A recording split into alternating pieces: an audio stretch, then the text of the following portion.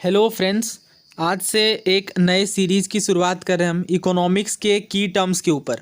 देखिए, इकोनॉमिक्स में कुछ कॉन्सेप्ट्स हैं जो आपके लिए जानना बेहद ज़रूरी है। तो मैं कोशिश करूंगा कि छोटे छोटे वीडियोस में उन इम्पॉर्टेंट की कॉन्सेप्ट्स को डिटेल में डिस्कस करूं। तो इसी कड़ी की शुरुआत हम आज से कर रहे हैं और आज जो हम अपना पहला टर्म लेंगे वो है इंटरेस्ट कवरेज रेशियो। इस टॉपिक को या इस कंसेप्ट को लेने के पीछे का रीज़न ये है कि सिविल सर्विसेज 2020 में एक क्वेश्चन पूछा गया और ये थोड़ा टेक्निकल सा टर्म है, नॉर्मल सोर्सेज में आपको ये कवर नहीं मिलेगा। तो मैं कोशिश करूँगा कि बिल्कुल आसान भाषा में आपको समझा दूँ इंटरेस्ट कवरेज रेशियो का मतलब क्या है। इन फ्यूचर अगर आप किसी भी एग्ज़ाम के लिए प्रिपेयर कर रहे हैं, यूपीएससी के खास करके, यूपीएससी के जैसे परीक्षाएँ होती हैं, सीडीएस, सिविल सर्विसेज, एनडीए, किसी भी परीक्षा में अगर इस कॉन्सेप्ट से सवाल रिपीट करता है तो उसे आप आसानी से सॉल्व कर लें। तो इंटरेस्ट कवरेज रेशियो को समझते हैं। दोस्तों, ये जो कॉन्सेप्ट है ये स्टॉक मार्केट से थोड़ा संबंधित है। देखिए, स्टॉक मार्केट में जब किसी भी कंपनी के अंदर पैसा लगाया जाता है तो ये देखना काफ़ी ज़रूरी होता है कि उस कंपनी का इंटरेस्ट कवरेज रेशियो कैसा है। इसका मतलब ये है कि इंटरेस्ट कवरेज रेशियो के आधार पर आप पता कर सकते हैं कि कोई कंपनी कितनी फाइनेंशियली वीक है या स्ट्रॉन्ग है। बहुत सारी ऐसी कंपनीज़ होती हैं जो फाइनेंशियली वीक होती हैं और अगर उस पर इन्वेस्ट किया जाता है तो ज़्यादा चांसेस होते हैं लॉस होने के। तो इंटरेस्ट कवरेज रेशियो हर कंपनी अलग से भी जारी करती है, उनसे भी आप चेक कर सकते हैं और चेक कैसे किया जाता है इस पर तो हम बात करेंगे ही, लेकिन इससे पहले आपको समझना पड़ेगा कि इंटरेस्ट कवरेज रेशियो की रेलेवेंस क्या है। तो देखिए, इंटरेस्ट कवरेज रेशियो को अगर बात करें कैलकुलेट करने की तो बहुत सिंपल सा फॉर्मूला है EBIT अपॉन इंटरेस्ट एक्सपेंस। इसका मतलब ये है earning before interest and taxes, यानी इंटरेस्ट और टैक्सेज को हटा करके जो अर्निंग हुई है कंपनी की। तो एग्जाम्पल से समझते हैं कि मान लीजिए कि कंपनी की अर्निंग हुई है 100 रुपीज़। अब इंटरेस्ट एक्सपेंस की बात करें तो ऑफकोर्स कंपनी ने कुछ लोन भी ले रखा होगा तो उसे इंटरेस्ट भी चुकाना है उस कंपनी को। तो मान लीजिए इंटरेस्ट आता है 10 रुपीज़, तो यहाँ पे इंटरेस्ट कवरेज रेशियो निकल करके कितना आया है 10। ओके, लेकिन मान लेते हैं कि 100 रुपये कंपनी की इनकम है, बट जो इंटरेस्ट एक्सपेंस है यानी इंटरेस्ट जो है वो उसे 20 रुपये चुकाना है, यानी यहाँ से इंटरेस्ट कवरेज रेशियो कितना निकल करके आया 5। इसी तरीके से और कोई सिनेरियो मान लेते हैं, मान लीजिए इंटरेस्ट बहुत ज़्यादा बढ़ गया है कंपनी का और उसे 50 रुपीज़ पे करने हैं, तो यहाँ से इंटरेस्ट कवरेज रेशियो निकल करके कितना आया 2।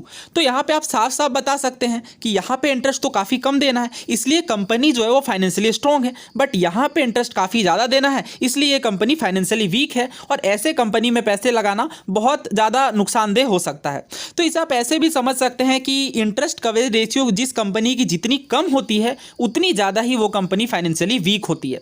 कहने का मतलब ये है, देखिए यहाँ पे इंटरेस्ट कवरेज रेशियो 10 निकल करके आ रहा था, कहने का मतलब ये कंपनी काफ़ी सेफ है।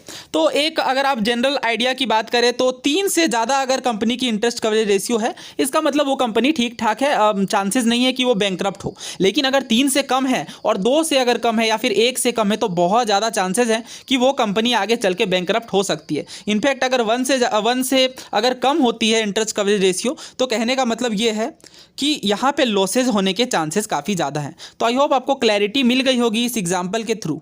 तो सिंपली आपको यही ध्यान रखना है कि इंटरेस्ट कवरेज रेशियो जितना ज़्यादा होगा उतना ही वो कंपनी फाइनेंशियली स्ट्रॉन्ग होगी और उस कंपनी में इन्वेस्ट करना ज़्यादा फायदेमंद होगा। लेकिन जैसा कि मैंने बताया, इनकम मान लीजिए 100 ही है कंपनी की और काफ़ी ज़्यादा उसे इंटरेस्ट पे करना पड़ता है, लेट सपोज 50 या 60 रुपीज़, तो यहाँ पर इंटरेस्ट कवरेज रेशियो काफ़ी कम हो जाता है और इस वजह से ये कंपनी वीक हो जाती है फाइनेंशियली। तो इस क्वेश्चन को अब करते हैं। देखिए, ये क्वेश्चन सिविल सर्विसेज 2020 का है, 62 नंबर सेट ए के अकॉर्डिंग पूछा जा रहा है कि इंपॉर्टेंस क्या है इंटरेस्ट कवरेज रेशियो की of a firm in India. यहाँ पे इंडिया की बात की गई है लेकिन ये यूनिवर्सली ट्रू है। तो पहले स्टेटमेंट में कहा जा रहा है it helps in understanding the present risk of a firm that a bank is going to give loan to. तो ये भी बात बिल्कुल सही है। कोई भी बैंक जो लोन देती है कंपनी के फर्म को, वो पहले चेक कर लेती है कि ये कंपनी फाइनेंशियली वीक है या स्ट्रॉन्ग, और इसे चेक करने के लिए इंटरेस्ट कवरेज रेशियो का सहारा लिया जाता है। तो ये ऑफकोर्स ये बात बिल्कुल सही है कि ये हेल्प करती है प्रेजेंट रिस्क समझने में किसी फर्म की, बिकॉज जब बैंक लोन देगी तो ये चेक कर लेना चाहती है कि ये आगे चल के ये कंपनी पे करने में समर्थ होगी या नहीं। तो फर्स्ट तो बिल्कुल सही है।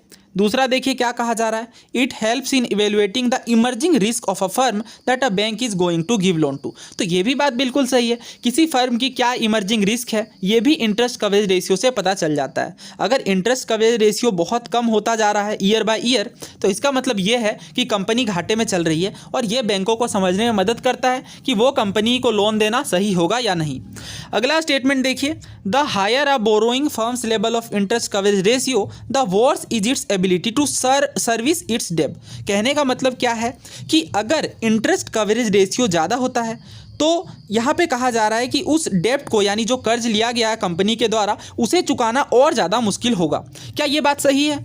बिल्कुल गलत है ये बात। तो ये स्टेटमेंट क्यों गलत है? बिकॉज हमने साफ साफ देखा कि इंटरेस्ट कवरेज रेशियो जितनी ज़्यादा होगी वो कंपनी उतनी ही आसानी से अपने डेट को चुका सकती है। जैसे हमने देखा, मान लीजिए 100 रुपीज़ कंपनी की कमाई हुई है, और आपको ध्यान रखना यहाँ पे इंटरेस्ट और बाकी चीज़ें नहीं ऐड की गई हैं, ये मतलब आप कह लें कि ग्रॉस इनकम है कंपनी की, और अगर 10 रुपये उसे लोन चुकाने हैं तो काफ़ी अच्छा है यहाँ पे इंटरेस्ट कवरेज रेशियो, जब बात करें 50 या 60 रुपीज़ चुकाने के। तो इसका मतलब ये है कि अगर इंटरेस्ट कवरेज रेशियो ज़्यादा है तो कंपनी काफ़ी आसानी से अपने लोन को चुका सकती है, और ये बैंकों को मदद करेगा यह समझने में कि ये कंपनी फाइनेंशियली स्ट्रांग है। तो इसका मतलब थर्ड बिल्कुल गलत है, बिकॉज यहाँ पे उल्टा कह दिया गया है।